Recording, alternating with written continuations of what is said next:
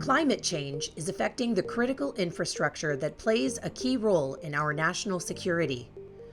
Lawrence Livermore National Laboratory is working to advance understanding of the global climate system, develop technologies to reduce accumulation of greenhouse gases, and pursue the domestic production and supply of affordable, clean energy. To fulfill its mission, the lab is leveraging its scientific capabilities in advanced materials and manufacturing.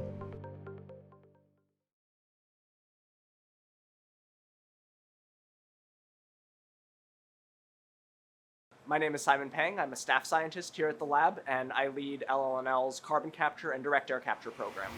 Our team works on materials and technologies to help the nation meet its net zero carbon dioxide emissions goals. So our direct air capture program is unique within the national lab system in that we focus specifically on materials lifetimes. The lab has a history of being a leader in carbon removal technology, and we look at this kind of range of different technologies and understanding where we might apply different carbon removal or carbon mitigation technologies around the nation. So for a direct air capture process where we're trying to reuse this material many thousands of times, the lifetime really matters in determining whether or not it's an economically viable process. So one of the places we're looking to move forward in is really being able to design materials that are suited for specific locations. For example, the type of material you might use here in California, where our weather is fairly mild, isn't necessarily the type of material you might use in, say, the upper Midwest, where you have larger temperature swings. I'm an experimentalist working on lithium-ion batteries for electric vehicles. We're really trying to do three things. One is make them cheaper, because we all want cheaper cars. And then we are also trying to make them go further on a single charge. And then we're also concerned about safety. One of the things we're doing is looking at solid-state batteries. This is a next-generation technology.